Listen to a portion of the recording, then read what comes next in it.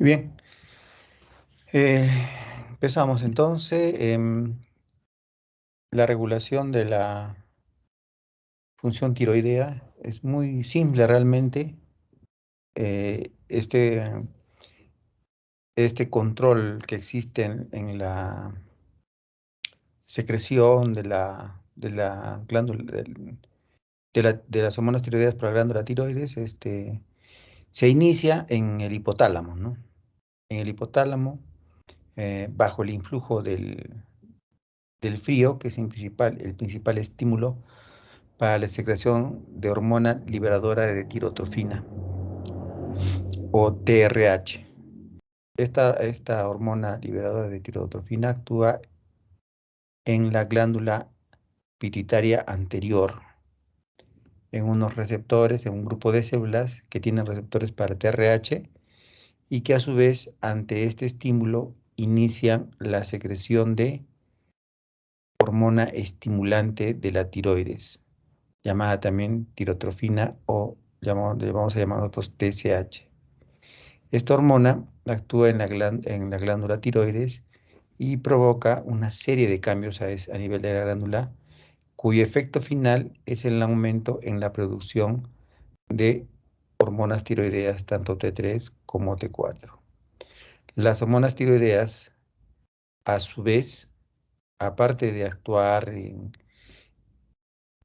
diferentes receptores nucleares, que lo que va a provocar finalmente es alteraciones en el metabolismo de las lipoproteínas, de los receptores beta, de los receptores LDL, del consumo de oxígeno, etcétera. También tiene una función importante, la cual es bloquear la secreción de TRH y bloquear la secreción de TSH para hacer un control de la secreción de la misma hormona, ¿no? O sea, lo que está haciendo es eh, eh, una respuesta inhibitoria de la estimulación de las principales hormonas que se encargan de la mayor producción de las hormonas tiroideas, lo que se llama como retroalimentación negativa. Entonces, este cuadro nos sirve para explicar lo que sucede en un paciente que tiene hipotiroidismo central, o perdón, hipotiroidismo primario, que la causa más frecuente es la tiroiditis de Hashimoto o la tiroiditis autoinmune, que son sinónimos. Esta enfermedad en donde se provoca anticuerpos contra la glándula tiroides, la peroxidasa tiroidea o la tiroglobulina, principalmente, lo que hace finalmente es destruir la glándula tiroides y entonces el paciente cursa a la larga con un cuadro de hipotiroidismo. ¿Y cómo ustedes van a determinar que el paciente tiene hipotiroidismo? En base a los análisis de TSH y de T4. Entonces, lo que el paciente va a tener para empezar es una T4 libre y T3 libre muy disminuida, debajo del valor normal. Y como ustedes ven o pueden apreciar en el gráfico, la disminución de las hormonas tiroideas provocaría un aumento en la TSH porque se pierde la inhibición. Y por lo tanto, el paciente que tiene este tipo de entidad, como por ejemplo la enfermedad de Hashimoto que les decía, claramente va a tener un TSH aumentado y un T4 libre bajo. Me sirve este cuadro también para que ustedes explicarle lo que sucede con el paciente que tiene un hipotiroidismo central. Por ejemplo, le puedo decir la enfermedad de Sheehan. La enfermedad de Sheehan o el síndrome de Sheehan eh, es un paciente que cursa con una panhipopituitarismo. con alteración de la función de la hipófisis debida o como consecuencia de un parto que es muy,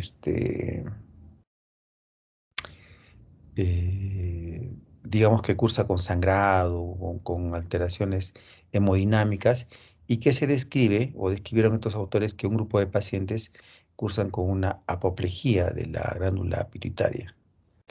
Y luego del parto el paciente presenta una insuficiencia hipofisiaria. Y entre ellos, entre estas circunstancias, produce una disminución de la TSH, lo que conduce a una disminución de la producción de T3 y T4. Entonces, el paciente que tiene hipotiroidismo central tiene una disminución de las hormonas tiroideas, la T4 libre disminuida, y también tiene una disminución de la TSH. Es la forma de diferenciar un paciente que tenga hipotiroidismo central de un periférico, la TSH. Los dos van a tener T4 disminuido, pero solamente los primarios van a tener TSH aumentada. ¿Cuáles son los efectos que produce, los principales efectos que produce la TSH o tirotropina? Aumenta la secreción de T3 y T4 por la glándula tiroidea de la siguiente manera: eleva la proteólisis de la tiroglobulina, liberándose hormonas tiroideas a la sangre. Incrementa la actividad de la bomba de yoduro, que aumenta la captación de yoduro en las células glandulares y su concentración en el coloide. Intensifica la iodación de la tirosina para formar hormonas tiroideas y aumenta el tamaño y actividad secretora de las células tiroideas y eleva el número de células tiroideas. Por eso, en una enfermedad eh, o en la enfermedad que más frecuentemente provoca hipertiroidismo con tirotoxicosis, tenemos a la enfermedad de Graves-Basedow. La enfermedad de Graves-Basedow es un paciente que tiene anticuerpos contra el receptor de TSH. ¿Y qué significa? Que este anticuerpo estimula el receptor de TSH tal si fuera la tirotropina y provoca todos estos efectos. Por eso el paciente, como hay aumento de la liberación de hormonas tiroideas, aumento de la bomba de yoduro, aumento de la iodación, aumenta de la glándula, es un paciente que cursa con un bocio difuso. Pero los pacientes con Graves-Basedow tienen una característica diferente, que tienen además manifestaciones de infiltración linfocitaria a nivel de ciertos tejidos. Por ejemplo, se acumula este proceso inflamatorio linfocitario a nivel retroorbitario, conduciendo a lo que el paciente se le conoce como oftalmoplejía de Graves o orbitopatía de Graves. También produce una dermopatía pretibial característica y también podía provocar acropaquia tiroidea. Toda esta sintomatología que tiene la enfermedad de Graves no es debida a tirotoxicosis, es debida a la enfermedad autoinmune de fondo que tiene el paciente. Ojo que además el paciente va a tener obviamente todo el cuadro clínico de una tirotoxicosis, que es taquicardia, temblor, baja de peso, aumento del metabolismo, aumento de la presión sistólica, etcétera, diarreas, fiebre, ¿no? Todo lo demás, ¿no? Que vamos a ver cuando hablemos de hipertiroidismo.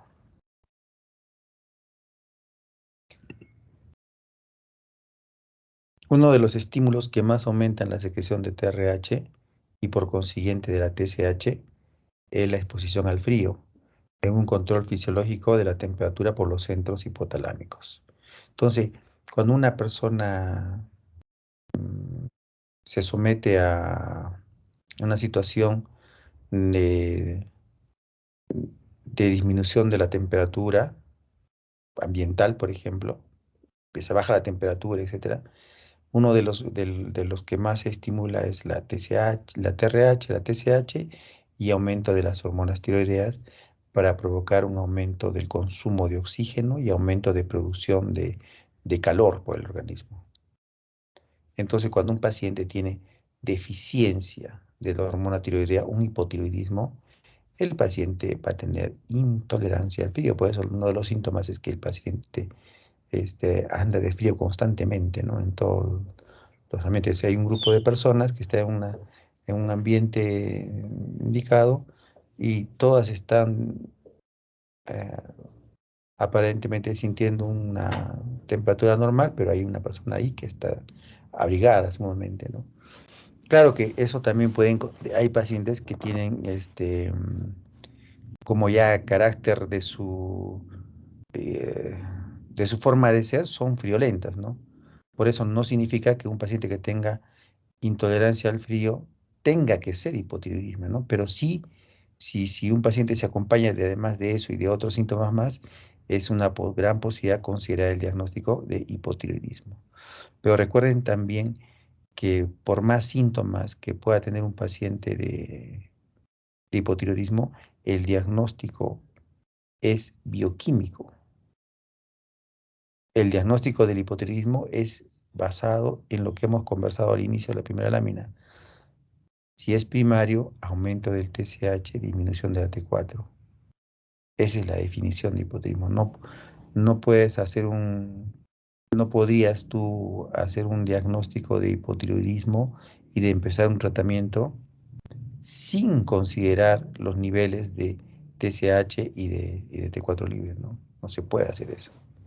Puedes sospechar por la clínica, pero al final de cuentas la definición de la enfermedad está basada en estudios de laboratorio. Otras sustancias también estimulan la producción de el TRH, TSH y también la liberación de hormonas tiroideas, es la somatostatina o la dopamina. Los estados de ansiedad disminuyen la secreción de TSH. El aumento de hormona tiroidea en sangre reduce la secreción de TSH. Cuando la secreción de hormona tiroidea aumenta 1.75 veces el valor normal, la secreción de TSH prácticamente desaparece, ¿no? Entonces hay que hacer una prueba que se llama TSH ultrasensible. Eso sucede en los pacientes que tienen tirotoxicosis, ¿no? Cuando el paciente tiene tirotoxicosis, un aumento de la T4 libre, prácticamente la TSH suele ser niveles bajísimos, ¿no? Esa es la forma de hacer diagnóstico también de la tirotoxicosis, ¿no? Este cuadro ya lo hemos explicado. Las hormonas tiroideas ejercen su acción una vez que se introducen en el interior de la célula y se unen a unos receptores nucleares de hormonas tiroideas TRA y TRB, codificados en genes localizados en los cromosomas 17 y 3. La unión de T3 con estos receptores nucleares origina en complejo T3 receptor tiroideo, el cual a su vez funciona uniéndose a secuencias específicas de DNA o elementos de respuesta que se encuentran en zonas reguladoras de genes que responden a hormonas tiroideas. La T3 controla la expresión de numerosos genes que a su vez regulan la síntesis de diversas proteínas. Además de este mecanismo central, las hormonas tiroideas poseen un efecto calorígeno y también un efecto primario sobre la membrana citoplasmática, regulando el flujo transcelular de sustratos y cationes. Entonces, varias funciones de la hormona tiroidea, ¿no? Una forma es unirse a un receptor nuclear y cambiar la configuración genética para la producción de ciertas sustancias. Por ejemplo, aumento de receptores beta, aumento de receptores alfa, aumentos de receptores de LDL, ¿no? También a su vez tienen la regulación del efecto calorígeno o regulación en la membrana citoplasmática para el, el flujo transcelular de sustratos y cationes. Entonces tiene la función es múltiple, ¿no? De la hormona tiroides.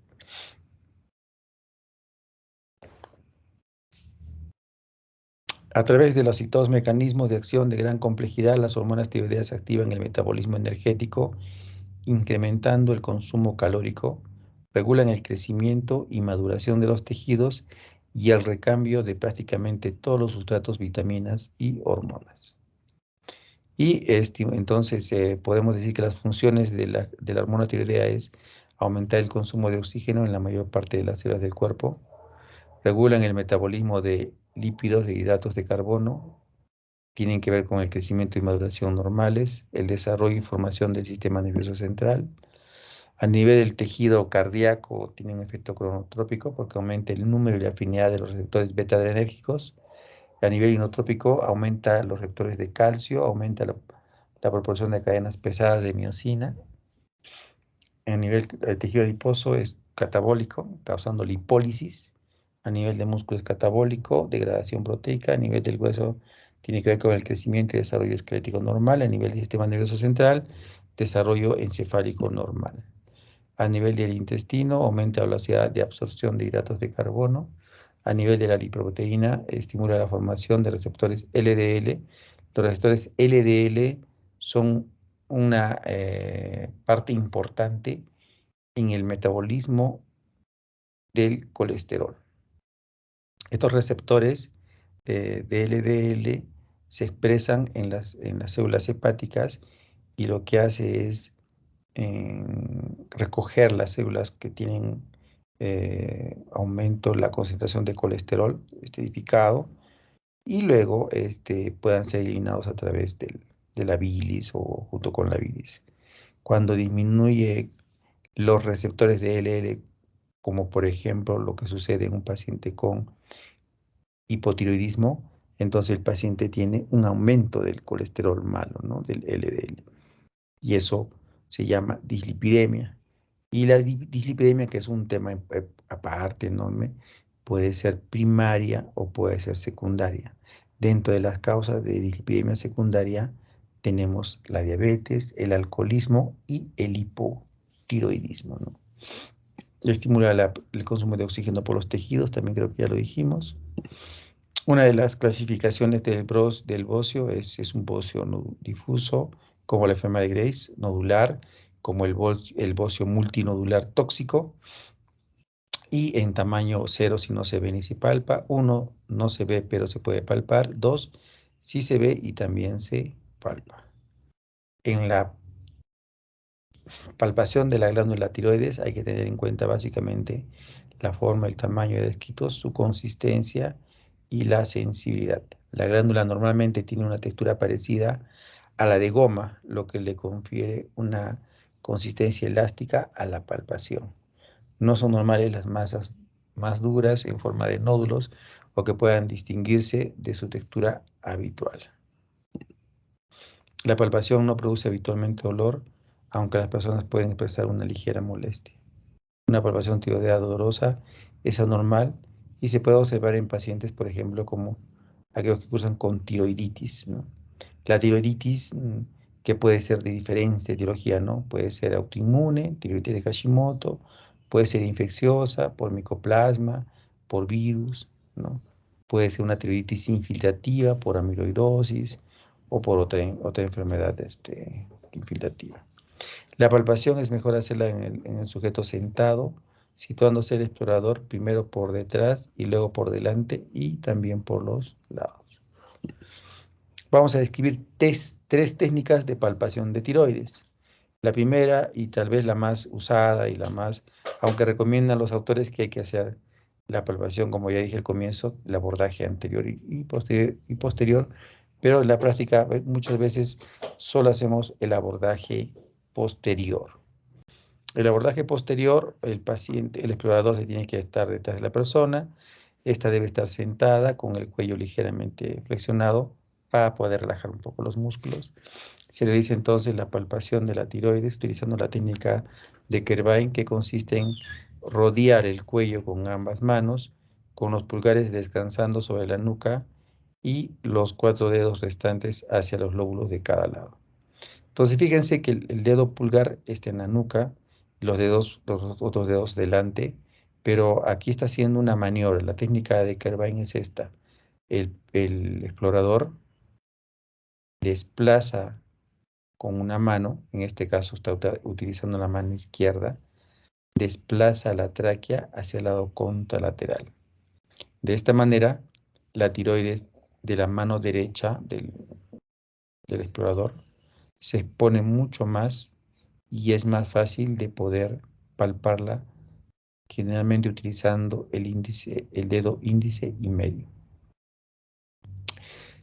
Luego el paciente o el explorador, perdón, hace la maniobra contraria. La mano derecha desplaza la tiroides hacia el lado izquierdo y con la mano del lado izquierdo explora el lóbulo tiroideo de dicho lado. Acá vamos a ver una descripción. Ligeramente coloque los pulpejos de sus dedos índice y del medio por debajo del cartílago cricoides para localizar el área del istmo. Repite la maniobra mientras la persona traga un sorbo de agua. Esto puede causar elevación del istmo y permite precisar aún más la textura de la glándula. Después, pídele al paciente que incline ligeramente la cabeza hacia el lado izquierdo para palpar el lóbulo derecho. Utilice los dedos del lado opuesto para desplazar la glándula en dirección lateral hacia el lado derecho, de manera que los dedos que palpan puedan sentir mejor el lóbulo. También le puedes pedir al paciente que traiga un poco de saliva o de agua mientras examine el lóbulo para poder tener mayor exposición de la glándula tiroidea. ¿Ya? Esta es la técnica de bueno, la palpación o con abordaje anterior. Hay que pararse frente a la persona. El cuello debe estar relajado, ligeramente en extensión, para exponer mejor la glándula subyacente. Las manos se colocan alrededor del cuello, pero con los pulgares en plano anterior, que son los que van a palpar. En en el abordaje anterior, los dedos que van, el dedo que palpa es el dedo pulgar. En las dos técnicas, el dedo que palpa es el dedo pulgar. A diferencia que la técnica de Kervain, que es el abordaje posterior, los que palpan es el dedo índice y el medio. Y el pulgar se queda en la nuca del paciente. Primero vamos a revisar la técnica de Cray. El paciente, perdón, nos paramos frente al paciente, el pulgar de cada mano palpa sucesivamente el lóbulo del lado opuesto en busca de nódulos. Una maniobra de Cray, ¿no? Como ven ustedes en el gráfico acá, eh, la palpación es con una sola mano. Como bien dice, te paras frente al paciente, el cuello ligeramente relajado. Y lo que está haciendo, si se fijan ustedes con la mano, primero utiliza el dedo índice y medio, no para palpar, sino para fijar la tráquea, para que este dedo pueda examinar mejor la tiroides. Porque si levantara estos dedos y solamente, digamos, entra con el pulgar, obviamente la tiroides se puede desplazar o la tráquea se puede desplazar y va a ser difícil de palpar la tiroides por el desplazamiento que puede haber. Entonces esto que hace es fijar la tráquea y esto y el dedo pulgar palpa, ¿no? Luego cambias de mano y palpas el lóbulo del otro lado. La diferencia entre esta y la maniobra de la Hey o de la Hey es una maniobra en que se utiliza dos manos, como ustedes ven en el gráfico. Siempre igual el pulgar de cada mano es el que va a palpar. Pero ¿qué hace acá en la técnica? Utiliza el pulgar de una mano para desplazar la tráquea, obviamente junto con la tiroides al lado contralateral, y exponer mejor la glándula para su palpación con el pulgar de la otra mano.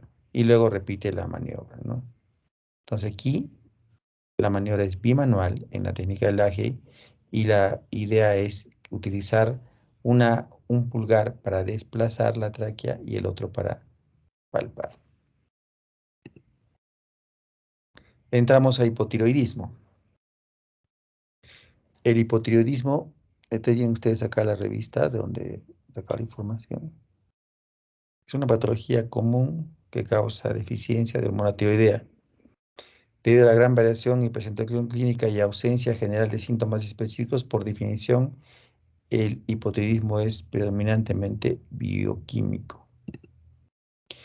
El hipotiroidismo se puede clasificar como primario debido a deficiencia de hormona tiroidea, secundario debido a deficiencia de TSH, terciario debido a deficiencia de TRH y periférica, que son casos muy, muy raros. El hipotiroidismo central, incluyendo el secundario y el terciario, y el periférico son raros y explican menos del 1% de los casos. El resto es primario, ¿no? Es primario. El hipotiroidismo primario clínico se define como concentraciones de hormonas por encima del rango de referencia y concentraciones de tiroxina libre por debajo del rango de referencia. El hipotiroidismo central se define por bajas concentraciones de TSH y una desproporcionada baja concentración de tiroxina libre. El hipotiroidismo leve o subclínico, que comúnmente se considera un signo de falla tiroidea temprana, se define por las concentraciones de TSH por encima del rango de referencia y concentraciones de tiroxina libre dentro del rango normal, ¿ya? Esto que los primeras dos ya lo expliqué en el gráfico inicial, ¿no? Pero este de acá les explico un poquito más. Los pacientes, y les digo esto, ¿no? Los pacientes que van a hacer hipotiroidismo, tienen ustedes que considerar esto. El paciente no hace un hipotiroidismo de la noche a la mañana. Es decir, hoy día estoy bien, con mi función tiroidea bien, y mañana estoy hipotiroideo. No es así. Una sola patología te puede dar los tres estadios de la función tiroidea. Es decir, el paciente puede estar hipotiroideo, eutiroideo y hipertiroideo, ¿no? Por ejemplo, la causa más frecuente de hipotiroidismo es la tiroiditis de Hashimoto, pero la tiroiditis de Hashimoto en un inicio puede presentar hipertiroidismo o tirotoxicosis. Les voy a explicar después cuando hablemos cuál es la diferencia entre uno y otro, pero los pacientes con tiroiditis de Hashimoto inicialmente pueden debutar con tirotoxicosis. Y luego de un tiempo se vuelven eutiroideos, es decir, su función tiroidea se vuelve normal. Luego pasa un tiempo y pueden hacer un hipotiroidismo subclínico, es decir, la TSH aumenta, pero el T4 sigue estando normal. Luego pasa un tiempo y se convierte en un verdadero hipotiroidismo. Entonces se convierte en lo que dice acá arriba, ¿no? TSH elevada y T4 también baja, ¿no? TH debajo de los valores normales.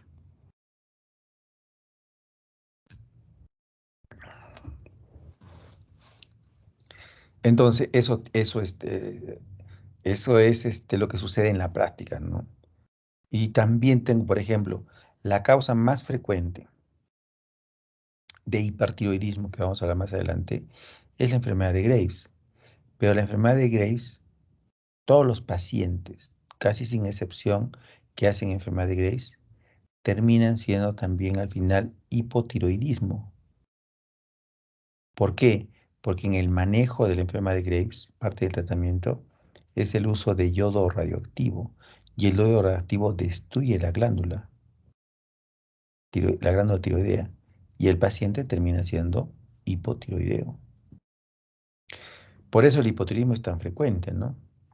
Y varios estudios va a encontrar 3%, 2%, pero en metaanálisis y en varios estudios ya se sabe que más o menos aproximadamente el 5% de la población tiene hipotiroidismo. Comparado con otras patologías que son raras, por ejemplo, que vamos a hablar, enfermedad de Addison, 50 casos por millón de habitantes, en otros van a decir 100 casos por millón de habitantes, pero aún sigue siendo muy raro. Y comparado con el hipertiroidismo que vamos a hablar más adelante, que es 1% de la población, ¿no? Todas estas patologías de la tiroides y de las glándulas suprarrenales son mucho más frecuentes en mujeres. En áreas con suficiente yodo, la causa más común de hipotiroidismo es la tiroiditis autoinmune crónica, también conocida como enfermedad de Hashimoto. Altas concentraciones de anticuerpos antitiroideos, anticuerpos antiperoxidasa y anticuerpos antitiroidina están presentes en la mayoría de los pacientes con tiroiditis autoinmune. Las concentraciones elevadas de anticuerpos también puede estar presente en la población sana, así que ten en cuenta. La tiroiditis de Hashimoto es 15 a 20 veces más frecuente en la mujer que en el varón y puede aparecer en cualquier edad. Yo veo muchos pacientes en la práctica, muchos pacientes con hipotiroidismo, ¿no? Y la mayoría de ellos son enfermedad de Graves. 5% es un montón de pacientes, ¿ya? Es un montonal de pacientes, ¿no? O sea eh, y estos pacientes, si no son de Hashimoto, son pacientes que vienen, como ya les dije, provienen después de un tratamiento de una enfermedad de Graves, ¿no? Son pacientes que pues, toman medicamentos, porque también pueden ser pacientes, por ejemplo, que han sido operados de un tumor de tiroides y le sacan toda la tiroides y quedan hipotiroideos también, ¿no? Hipotiroidismo postquirúrgico se llama. La deficiencia de yodo es raro porque hay programas de fortificación de yodo, pero aún sigue siendo en algunos lugares causa de hipotiroidismo. Esto es interesante. La amiodarona produce, sus compañeros, el grupo pasado, igual les recomendé o les indiqué preparar casos clínicos y me presentaron un paciente que eh, tenía hipertiroidismo por amiodarona, ¿no? Entonces la amiodarona te puede dar hipotiroidismo, te puede dar hipertiroidismo o de repente no te altera la función tiroidea. Pero cuando te da hipertiroidismo, hay varios tipos de hipertiroidismo. Hay varios tipos de hipertiroidismo. El tema de la amiodarona es amplio, ¿no? Lo que se sabe o lo más común es que como es un medicamento que contiene yodo, hay una sobrecarga de yodo y esta sobrecarga de yodo en algunos pacientes provoca tirotoxicosis y en otros pacientes un bloqueo de la secreción de hormonas, de la síntesis proteica, que es un efecto que se llama de Bol-Chaikov, ¿no? Y que es importante, ¿no? La proporción de pacientes que toman amiodarona y que pueden desarrollar hipotiroidismo llega al 14%. Pero no es el único medicamento, ¿no? También es el litio, ¿no? O los que usan inhibidores de la tirosina quinasa, ¿no? Como el sunitinib. Hay otros medicamentos también que influyen en la aparición de hipotiroidismo. El uso de medicamentos como consecuencia, o el hipotiroidismo como consecuencia del uso de ciertos medicamentos es frecuente también, ¿no? Pero reitero que lo más frecuente es Hashimoto y probablemente en segundo lugar los pacientes que provienen de una enfermedad de Graves. Y luego probablemente los medicamentos que considera como causa frecuente.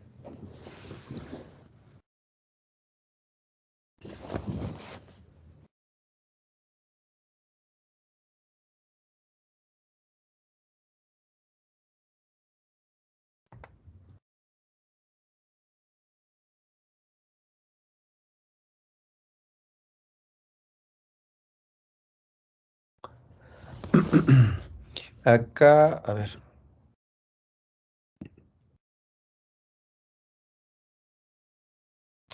el hipotiroidismo central es raro y afecta a ambos sexos igualmente.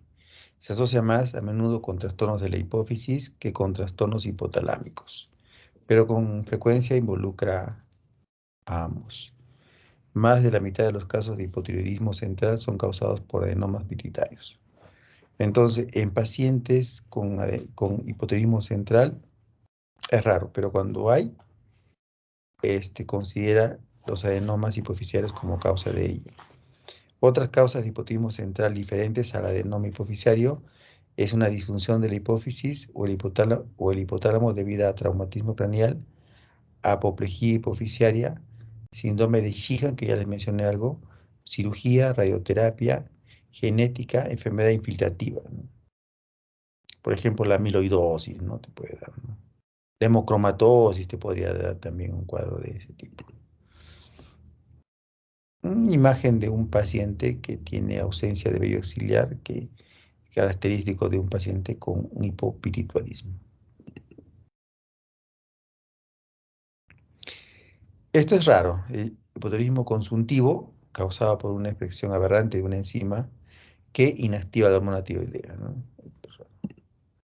Aquí presten atención a las principales causas que considera esta revisión de hipotiroidismo, ¿no? Como ya les había adelantado, varias veces hemos hablado la tiroiditis de Hashimoto o tiroiditis autoinmune crónica. La deficiencia de yodo en diferencias en zonas especiales, ¿no? Donde todavía puede haber este problema, ¿no? Y medicamentos. Y lo que se llama iatrogénico, que son los pacientes que vienen de una enfermedad de Graves o una enfermedad nodular tóxica que terminan siendo hipotiroidismo post radioterapia o post cirugía. Y después ya más raro, tiroiditis transitoria viral, síndrome de Kerbein, postparto, tiroiditis silente postparto, tiroiditis destructiva, tiroiditis con infiltración de la glándula, infecciones por micoplasma, el linfoma, metástasis, eso ya son mucho más raros. Esto de acá lo que he puesto es lo principal es, ¿no? Iatrogénico, drogas, deficiencia de yodo y la tiroiditis a la cabeza siempre, ¿no? Tiroiditis de Hashimoto o tiroiditis autoinmune crónica. Y cuando hablas de central también ya hablamos, ¿no? Tumores pituitarios, disfunción pituitaria, por ejemplo, el síndrome de Sheehan, y disfunción hipotalámica, por ejemplo, postraumática, resistencia a la TSH, que es bien raro, drogas que también pueden afectar de alguna manera la dopamina, somatostatina. Y esto que es por consumo, que ya es rarísimo, muy raro ya. Los síntomas más comunes del hipotiroidismo en los adultos son fatiga, letargo, intolerancia al frío, aumento de peso, constipación, cambios en la voz, piel seca. Y la presentación clínica puede incluir una amplia variedad de síntomas que difieren con la edad, sexo y el tiempo. Vamos a presentar una tabla con los principales síntomas de un paciente, de los pacientes con hipotiroidismo. Por ejemplo, a nivel cardiovascular, fatiga, disnea, ¿no? Eh, puedes encontrar dislipidemia, bradicardia, hipertensión, disfunción endotelial. En el metabolismo general hay ganancia de peso, intolerancia al frío, fatiga, incremento del índice de masa corporal, se puede encontrar objetivamente, ¿no? En el sistema neurosensorial, la alteración de la voz pureza, disminución de la visión, de la audición, neuropatía cloacal, disminución del sentido del gusto, del olfato. En la esfera psiquiátrica, neurológica, alteración de la memoria, parestesias. Hay un cuadro de neuropatías por atrapamiento, ¿no? El túnel carpiano. A nivel gastrointestinal, clásicamente constipación, hay reducción de la motilidad esofágica, hígado graso no alcohólico, ascitis puede haber. A nivel endocrinológico, infertilidad, disturbios menstruales, galactorrea, bocio, desregulación del metabolismo de la glucosa, infertilidad, disfunción sexual, incremento de la prolactina, hiperplasia pituitaria. A nivel musculoesquelético, debilidad muscular, calambres, artralgias, aumento de la elevación de la fosfoquinasa, creatinfosfoquinasa, signo de Hodgman, fracturas osteoporóticas.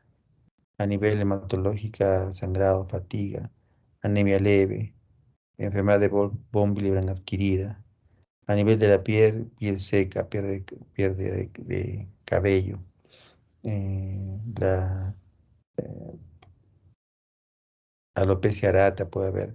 A nivel de los función renal y electrolitos, hay un deterioro de la función renal, hay disminución del filtrado glomerular y hay hiponatremia. La fases tiroidea, ¿no? Como un paciente acá con una fases tiroidea y acá está resuelto el problema. La piel seca, dura, escamosa, secreciones sudoríparas sebáceas disminuidas. Algunos signos, ¿no? Piel pálida, fría, amarillenta, anemia, puede haber vasoconstricción cutánea, aumento de la carga, hipercarotinemia, cabello, cejas, pestañas y pelo corporal secos, huesos frágiles, uñas quebradizas y de crecimiento lento, exedema, tumefacción del tejido celular subcutáneo de la piel, edema que no deja fobia.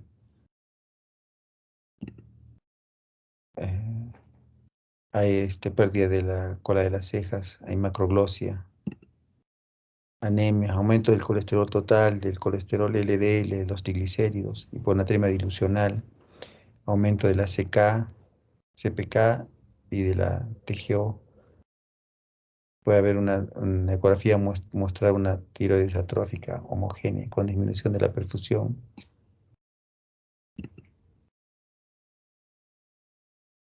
Prueba de la TSH, hormona estimulante. El diagnóstico se basa, ya hemos hablado también de eso, ¿no?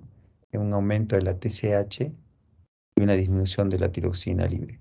Hablando del hipotiroidismo primario. Eh, Cuando tienes, reitero, acá hay un cuadro para explicarles un poquito mejor. Los pacientes que tienen hipotiroidismo eh, primario presentan un incremento de la TSH y una disminución de la tiroxina libre. ¿Qué pasaría en un paciente que tienes un incremento de la TSH, pero una tiroxina libre normal? Lo más común es hipotiroidismo subclínico. ¿Y qué pasa en un paciente que tiene un incremento de la TSH y un incremento de la tiroxina? Seguramente estás ante un paciente productor de TSH y el paciente está haciendo un hipertiroidismo, ¿no? Un hipertiroidismo por secreción aumentada de la TSH. Eh, y un paciente que tiene TSH normal o baja y una disminución de la tiroxina, estás ante un hipotiroidismo central probablemente, ¿no? Acá hay otras alternativas, yo le estoy diciendo lo más común, ¿no? Lo más común. Para hablar de un hipotiroidismo central, TSH normal o disminuida y T4 disminuida también. El diagnóstico, ya hemos dicho ya, se define por los niveles de TSH, por encima del rango de referencia y T4 libre bajo. Cuando tienes un paciente con hipotiroidismo, se inicia tratamiento de reposición con levotiroxina 1.5 a 1.8 microgramos por kilo de peso. Puedes empezar con una dosis más baja en pacientes que tienen ancianos o que tienen enfermedades cardíacas, porque la tiroxina puede precipitar un problema de arritmia también, ¿no? Y pasamos a tirotoxicosis para terminar y aclararles lo que es la diferencia entre el hipertiroidismo y la tirotoxicosis.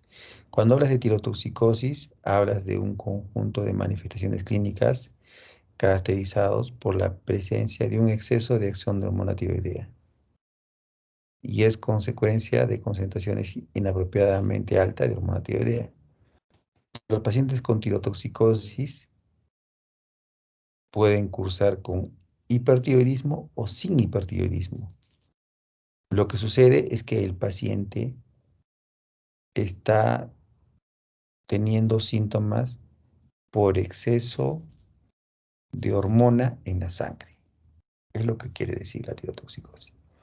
En cambio, el hipertiroidismo es un subconjunto de la tirotoxicosis que se refiere al exceso de síntesis y secreción de hormona tiroidea.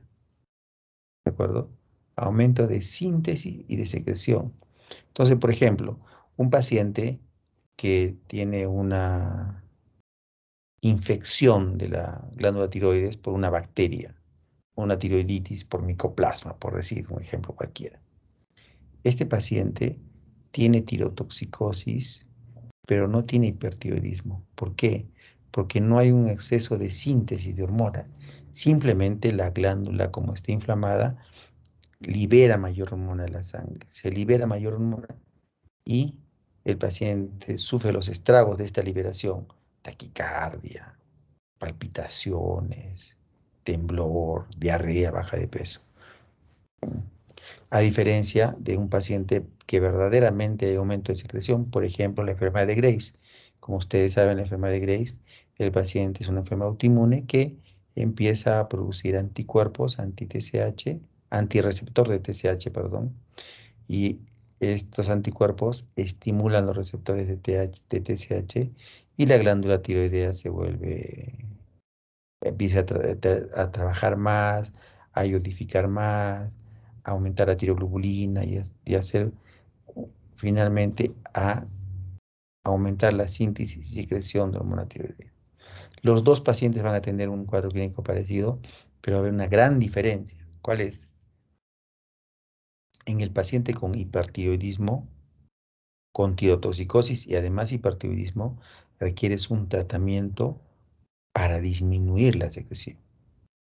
En el ejemplo de la enfermedad de Graves, le das antitiroideos, lo mandas a yodo reactivo o le sacas la tiroides. Pero eso no vas a hacer en el paciente del ejemplo de la infección de la tiroides por la bacteria. Solamente le des antibióticos nada más, no va a requerir ni antitiroideos, no va a requerir tampoco cirugía y tampoco yodo reactivo. Es la gran diferencia, ¿no? La prevalencia, ya dijimos, alrededor del 1%. La enfermedad de Graves es la causa más común de hipertiroidismo, también creo que lo dijimos. Tiene una incidencia de 20 a 50 casos por cada 100.000 personas y el riesgo de toda una vida es de 3% en mujeres y de 0,5 mujeres, ¿no? Muchos de los genes asociados con un mayor riesgo de enfermedad de Graves superponen con otros genes asociados a otras enfermedades autoinmunes, por ejemplo, artritis reumatoidea, diabetes tipo 1, diabetes perdón, y esclerosis múltiple. Por ejemplo, yo les hablaba del paciente que les presenté que sospechaba de una enfermedad poliglandular. ¿Por qué?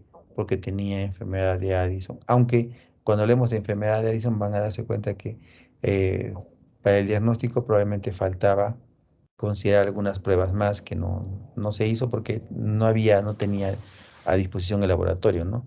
Pero había más cosas, más consideraciones al respecto de la, de la enfermedad de Addison del paciente, ¿no? La enfermedad de Graves es la causa más común ya lo dijimos, de hipertiroidismo. Está asociado a antecedentes familiares y ustedes acá tienen las principales causas de tirotoxicosis con hipertiroidismo. Y a la cabeza la enfermedad de Graves, el bocio multinuclear tóxico, el adenoma tóxico solitario, el adenoma pituitario secretor de TSH, la enfermedad de Graves neonatal, el hipertiroidismo congénito, el hipertiroidismo gestacional familiar y empiezan unas cosas ya un poco más raras de hipertiroidismo. Y entre los pacientes que tienen tirotoxicosis pero no tienen hipertiroidismo, solamente hay una liberación de exceso de hormona.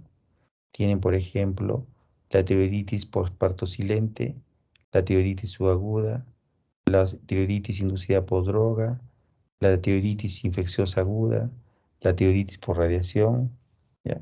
Como las principales causas de tiroiditis, de tirotoxicosis sin hipertiroidismo. La enfermedad de Graves, la tirada clásica es el bocio difuso, la oftalmopatía y la dermopatía infiltrativa que se llama también misedema epitelial, ¿no? Pero existen síntomas generales. Estos síntomas generales se deben al exceso de hormona tiroidea, intolerancia al calor, sudoración excesiva, astenia, pérdida de peso, nerviosismo, disnea de esfuerzo, diarrea, oligomenorrea o amenorrea. Los síntomas y signos de enfermedad de Graves son generalmente debido al hipertiroidismo subyacente o a una infiltración celular inmunomediada.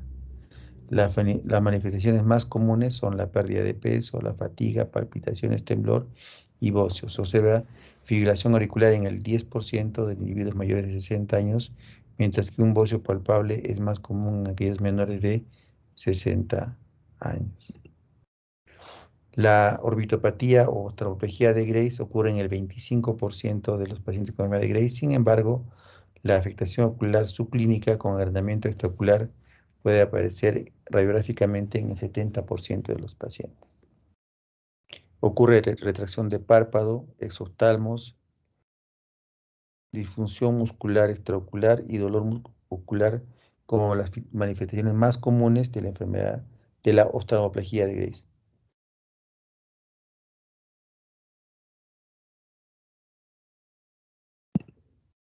La dermopatía tiroidea es poco frecuente, ocurre en solo el 1 o 4% de individuos con enfermedad de Graves, pero es patognomónico para la autoinmunidad tiroidea y casi siempre está asociada a enfermedad de Graves. La acropaquia tiroidea es más rara, ocurre solo en en el 20% de los pacientes que tienen dermopatía tiroidea. En examen físico va a encontrar taquicardia, puede haber arritmia, fibrilación auricular, aumento de la presión sistólica, aumento de la diferencial. El paciente tiene un aumento, o sea, por ejemplo, tiene una presión por decir 140/70, ¿no? Que es una diferencial aumentada. Puede haber congestión ocular, epífora, equimosis, aumento de la tensión retroorbital, paresia de los músculos oculomotores, bocio grado 0 a 2, difuso superficie lisa, indoloro, consistencia blando firme, frémito, soplo continuo, no siempre ese soplo.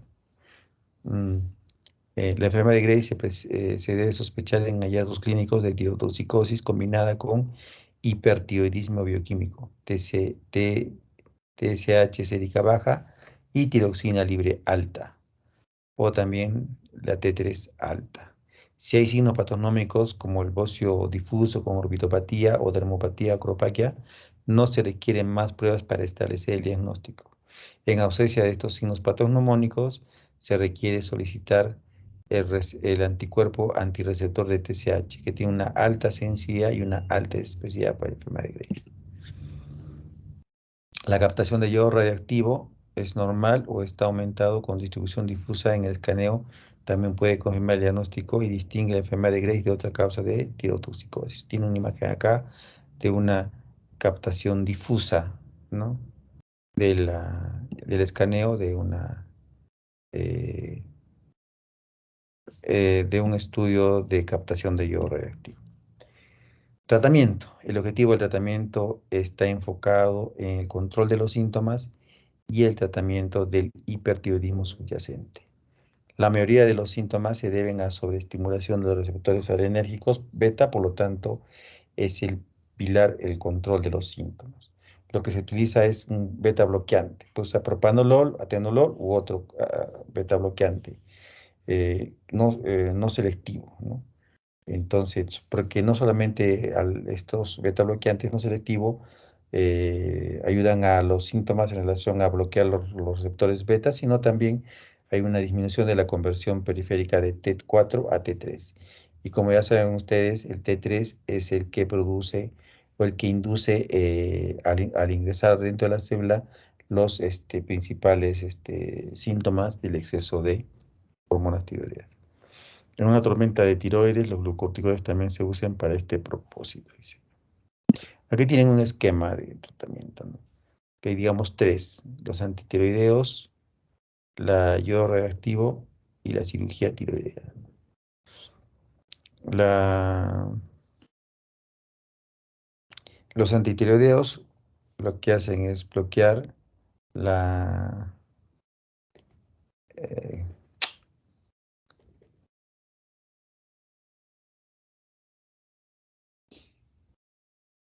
la peroxidasa tiroidea. Peroxidasa tiroidea y los medicamentos que tenemos disponibles es el metimazol y el propiltiuracilo. La remisión es bien baja, ¿no? 30-60%. Y los efectos adversos, puede haber rash, puede haber enzimas hepáticas elevadas, agranulocitosis, vasculitis, ¿no? En cambio, el yodo radioactivo tiene una tasa de remisión de casi el 90%, que los pacientes finalmente pueden terminar hipotiroideos, ¿no?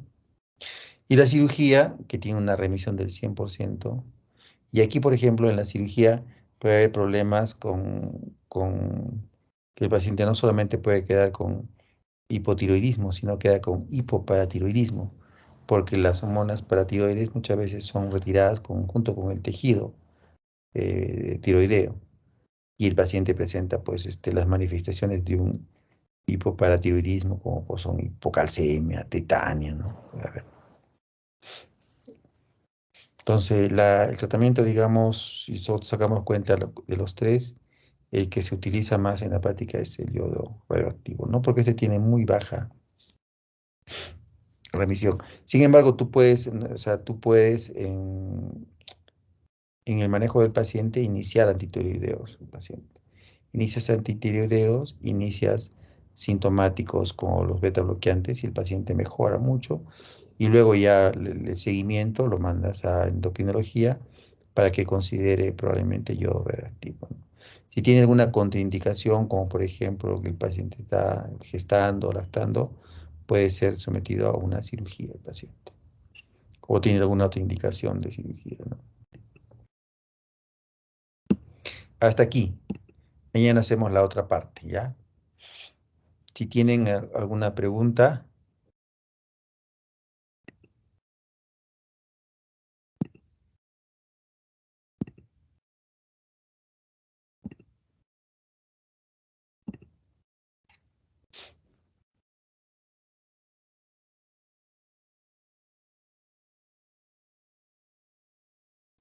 Mañana las clases, mañana podría en la tarde. Mañana podría en la tarde o en su defecto en la noche, ¿no? Y el día jueves, sí, normal, podemos hacer en la mañana, a la hora programada, a las 9 de la mañana puede ser. Ujú. ¿Preguntas, chicos?